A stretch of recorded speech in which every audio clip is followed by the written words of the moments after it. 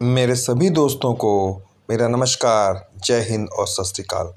दोस्तों, आज के वीडियो में हम टीजीटी कला का 2011 का प्रश्न पत्र लेकर आए हैं, जिसमें आप सभी का स्वागत है। आज के वीडियो में पहला प्रश्न है, सिगिरिया गुफा के चित्र किसकी चित्रकारी से मिलते जुलते हैं? प्रश्न एक बार फिर से देख लीजिए। सिगिरिया गुफा के चित्र किसकी चित्रकारी से मिलते जुलते हैं? ऑप्शन है बाघ, अजंता, बादामी और एलोरा। तो आप लोग बताइए किससे मिलते जुलते हैं? तो दोस्तों, सिगिरिया गुफा की जो चित्र हैं वो अजंता से मिलते जुलते हैं। किससे मिलते जुलते हैं? अजंता से। किसके चित्र? सिगिरिया गुफा के चित्र अजंता की चित्रकारी से मिलते जुलते हैं। अगला प्रश्न है, बाघ में कुल कितनी गुफाएं हैं? प्रश्न देख लीजिए, बाघ में कुल कितनी गुफाएं हैं? ऑप्शन है 10, 8, 9 और 17। तो जो बाघ में है गुफाओं की कुल संख्या कितनी है? 9। तो बाघ में कुल 9 गुफाएं हैं। अगला प्रश्न है, भीमबेटका गुफाएं कहाँ स्थित है? ऑप्शन है राजस्थान में, बिहार में, मध्य प्रदेश में और उत्तर प्रदेश में। तो बताइए भीमबेटका गुफा कहाँ स्थित है? तो दोस्तों, जो भीमबेटका की गुफाएं हैं वो मध्य प्रदेश में स्थित हैं। कहाँ स्थित है? मध्य प्रदेश में। अगला प्रश्न है, होशंगाबाद किस नदी के तट पर स्थित है? प्रश्न एक बार फिर से देख लीजिए। होशंगाबाद किस नदी के तट पर स्थित है? ऑप्शन है नर्मदा, गंगा, कावेरी और यमुना। तो दोस्तों, होशंगाबाद जो है वो नर्मदा नदी के तट पर स्थित है। किस नदी के तट पर? नर्मदा। प्रश्न है, भारतीय प्रागैतिहासिक चित्रकला के लेखक कौन हैं? ऑप्शन है अजीत घोष, जगदीश गुप्त, अमरनाथ दत्त और एंडरसन। तो दोस्तों, भारतीय प्रागैतिहासिक चित्रकला के लेखक जो हैं वो डॉक्टर जगदीश गुप्त हैं। कौन है? जगदीश गुप्त। अगला प्रश्न है, भीमबेटका गुफा कहाँ स्थित है? ऑप्शन है राजस्थान, उत्तर प्रदेश, मध्य प्रदेश और उड़ीसा। तो दोस्तों, भीमबेटका की गुफाएं मध्य प्रदेश में स्थित है। कहाँ स्थित है? मध्य प्रदेश में। मिट्टी के बर्तनों का आविष्कार किस काल में हुआ? ऑप्शन है पुरापाषाण काल, नवपाषाण काल, सिंधु सभ्यता और मध्यपाषाण काल। तो दोस्तों, जो मिट्टी के बर्तन का आविष्कार हुआ था वो नवपाषाण काल में हुआ। किस में हुआ? नवपाषाण काल में। अगला है, प्रागैतिहासिक शिला चित्रों का विषय क्या था? ऑप्शन है आखेट, युद्ध, पशु पक्षी और उपयुक्त सभी। दोस्तों, प्रागैतिहासिक शिला चित्रों का जो विषय था वो उपरोक्त सभी है। आखेट भी था, युद्ध भी था, पशु पक्षी, तो उपरोक्त सभी है इसमें प्रागैतिहासिक शिला चित्रों का विषय। प्रश्न है, प्रागैतिहासिक चित्रों की धरातल क्या है? प्रश्न देखिए, प्रागैतिहासिक चित्रों का धरातल क्या है? ऑप्शन है कागज, कपड़ा, शिला और कैनवास। तो दोस्तों, प्रागैतिहासिक चित्रों का धरातल शिला है। क्या है? शिला।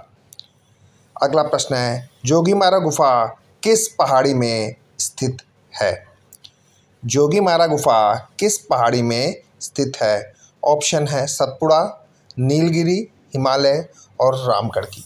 तो दोस्तों, जो जोगीमारा गुफाएं हैं वो रामगढ़ की पहाड़ी पर स्थित है। कहाँ पर? रामगढ़ की। अगला प्रश्न है, घायल सुअर का गुफा चित्र कहाँ है? ऑप्शन है मिर्ज़ापुर, मानिकपुर, बेल्लारी और अमरनाथ। तो दोस्तों, जो घायल सुअर का गुफा चित्र है वो मिर्ज़ापुर में है। कहाँ है? मिर्ज़ापुर में। किसका चित्र? घायल सुअर का चित्र। अगला प्रश्न है, पंचमढ़ी क्षेत्र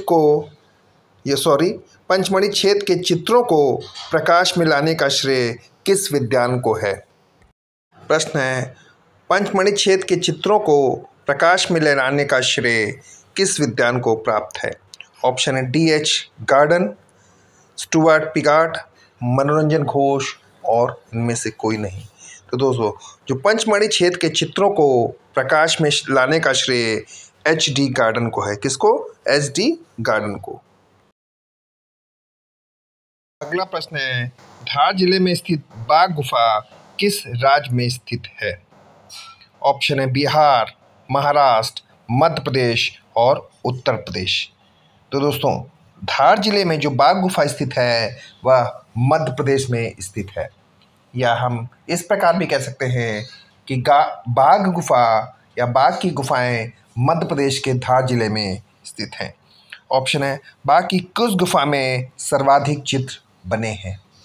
प्रश्न है, बाघ की किस गुफा में सर्वाधिक चित्र बने हैं? ऑप्शन है, पहला व तीसरी, पहली व पांचवी, दूसरी व चौथी और इनमें से कोई नहीं। तो दोस्तों, बाघ की दूसरी व चौथी गुफा में सर्वाधिक चित्र बने हैं। किसमें? दूसरी व चौथी में।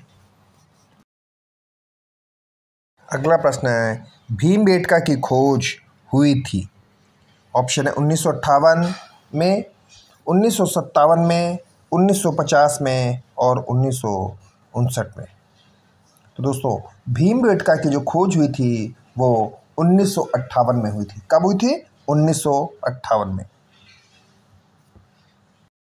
अगला प्रश्न है, बादामी की गुफाएं किस राज्य में स्थित हैं? प्रश्न है, बादामी की गुफाएं किस राज्य में स्थित हैं? ऑप्शन है कर्नाटक, महाराष्ट्र, बिहार और मध्य प्रदेश। तो दोस्तों, जो बादामी की गुफाएं हैं वो कर्नाटक में स्थित हैं। कहाँ? कर्नाटक में। अगला प्रश्न है, सित्तलवासन की गुफाएं किस नदी के किनारे स्थित हैं? ऑप्शन है कृष्णा, ताप्ती, कावेरी और नर्मदा। तो दोस्तों, जो सित्तलवासन की गुफाएं हैं वो कृष्णा नदी किनारे स्थित हैं। कहाँ स्थित हैं? कृष्णा नदी किनारे। अगला प्रश्न है, बाघ की गुफा में रंग महल किस नंबर की गुफा में है? क्या प्रश्न है? बाघ की गुफा में रंग महल किस नंबर की गुफा में है? ऑप्शन है चौथी, तीसरी, पांचवी और पहली। तो दोस्तों, बाघ की गुफा में जो रंग महल है वो गुफा नंबर 4 में है या चौथी गुफा में है। प्रश्न की तरफ चलते हैं, बादामी की खोज का श्रेय किसे प्राप्त है? या प्रश्न ये भी पूछ सकते थे कि बादामी गुफा की खोज किसने की? ऑप्शन है डेंजरफील्ड, अलेक्जेंडर, स्टेला कैम्ब्रिज और मिस्टर मूरे ने। तो दोस्तों, बादामी गुफा की खोज स्टेला कैम्ब्रिज ने की थी, या बादामी गुफा की खोज स्टेला कैम्ब्रिज द्वारा की गई। अगला प्रश्न है, सिंधुवासी किस वृक्ष की पूजा करते थे? प्रश्न है, सिंधुवासी किस वृक्ष की पूजा करते थे? ऑप्शन है पीपल वृक्ष, बरगद वृक्ष, नीम वृक्ष और शामी वृक्ष या शमी वृक्ष। तो दोस्तों, सिंधुवासी पीपल की पूजा करते थे। किसकी? पीपल की। अगला प्रश्न है, मोहनजोदाड़ो से प्राप्त नर्तकी किस धातु की बनी है? प्रश्न है, मोहनजोदाड़ो से प्राप्त नर्तकी की प्रतिमा किस धातु से बनी है? ऑप्शन है तांबा, पीतल, कांसा और टिन। तो दोस्तों, जो मोहनजोदाड़ो से नर्तकी की मूर्ति प्राप्त हुई है वो कांसे से बनी है। किससे बनी है? कांसे से। अगला है, सिंधु घाटी में प्राप्त मोहरें बनी हैं। प्रश्न है, सिंधु घाटी में प्राप्त मोहरें बनी हैं। ऑप्शन है मिट्टी की, लकड़ी की, सीमेंट की और चमड़े की। तो दोस्तों, सिंधु घाटी से जो मोहरें प्राप्त हुई हैं वे मिट्टी की बनी हुई हैं। किसकी? मिट्टी की। अगला प्रश्न है, चैत को कहा जाता है। ऑप्शन है पूजा घर, गर्भगृह, निवास स्थान और गैलरी। तो दोस्तों, चैत को पूजा घर कहा जाता है। क्या कहा जाता है? चैत को पूजा घर। और बिहार को क्या कहते हैं? बिहार को निवास स्थान कहा जाता है।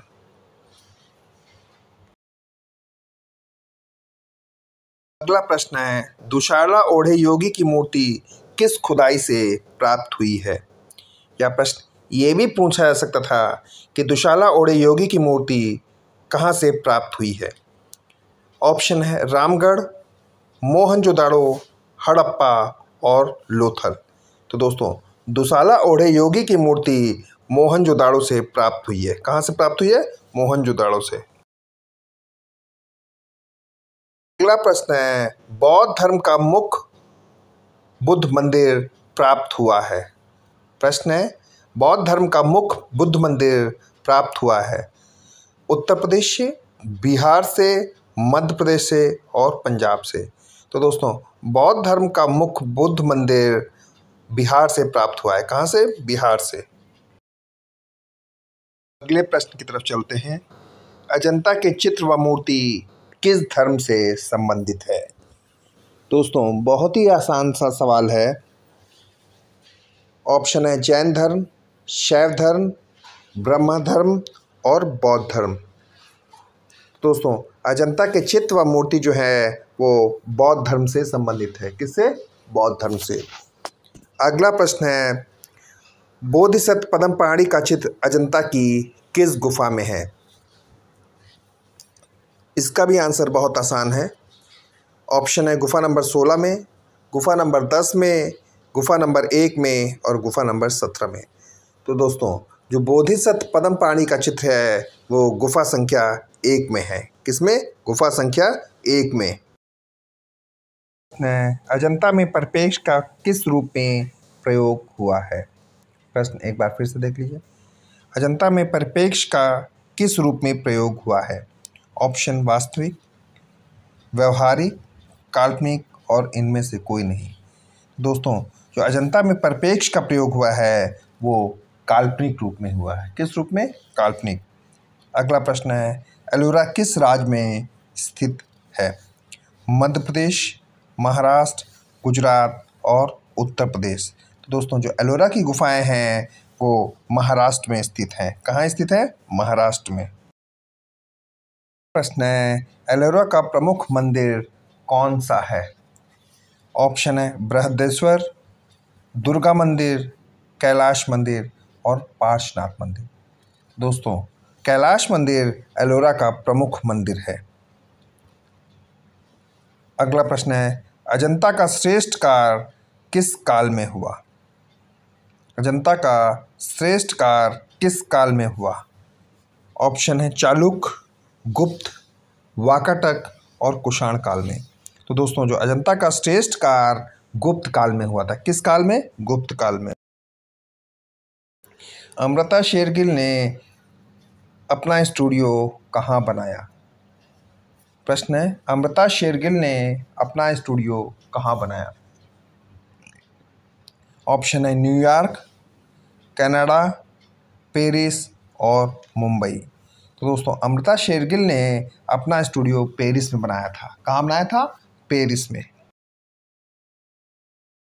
अगला प्रश्न है सिगरिया गुफा के चित्र किस चित्रकारी से मिलते जुलते हैं? ऑप्शन है बाघ, बादामी, अजंता और एलोरा। तो दोस्तों सिगरिया गुफा के जो चित्र हैं वो अजंता से मिलते जुलते हैं। किससे? अजंता से। अगला प्रश्न है अजंता की कौन सी गुफाएं हैं जिनमें आज भी चित्र मिलते हैं? अजंता की कौन सी गुफाएं हैं जिनमें आज भी चित्र मिलते हैं? तो दोस्तों वह गुफाएं हैं 1, 2, 9, 10 और 16, 17। इन गुफाओं में आज भी चित्र मिलते हैं। कौन कौन सी गुफाओं में? 1, 2, 9, 10 और 16, 17 में। अगला प्रश्न है दोस्तों अजंता की किस गुफा में मरणोमुखी राजकुमारी चित्रित है? अजंता की किस गुफा में मरणोमुखी राजकुमारी चित्रित है? गुफा नंबर 17 में, गुफा नंबर 16 में, गुफा नंबर 9 में और गुफा नंबर 2 में। तो दोस्तों अजंता की गुफा नंबर 16 में मरणासन राजकुमारी चित्रित है। किस गुफा में? गुफा नंबर 16 में। अगला प्रश्न है अजंता की सर्वप्रथम बनी प्रतिलिपियाँ कहाँ प्रदर्शित हुई? जहांगीर आर्ट गैलरी मुंबई, भारत कला भवन बनारस, क्रिस्टल पैलेस इंग्लैंड और इनमें से कोई नहीं। तो इनमें से दोस्तों अजंता की सर्वप्रथम प्रतिलिपियाँ क्रिस्टल पैलेस इंग्लैंड में प्रदर्शित हुई? कहाँ प्रदर्शित हुई? इंग्लैंड में, क्रिस्टल पैलेस। अगला प्रश्न है, अजंता के चित्रों की चित्रण विधि क्या है? ऑप्शन है वास तकनीक, पेस्टल रंग, तेल रंग और फ्रेस्को तकनीक। तो दोस्तों, फ्रेस्को तकनीक अजंता के चित्रों की चित्रण विधि है।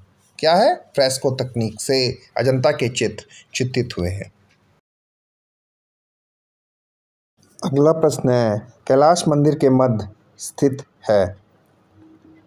ऑप्शन है गणेश, शिवलिंग, शिव पार्वती और पार्वती। तो दोस्तों, कैलाश मंदिर के मध्य में शिवलिंग स्थित है। क्या स्थित है? शिवलिंग। अगला प्रश्न है, अभ्रंश शैली में अंग प्रत्यंग बने हैं। अभ्रंश शैली में अंग प्रत्यंग बने हैं। ऑप्शन है कोमल, गीतमय, स्थिर और जकड़े और इनमें से कोई नहीं।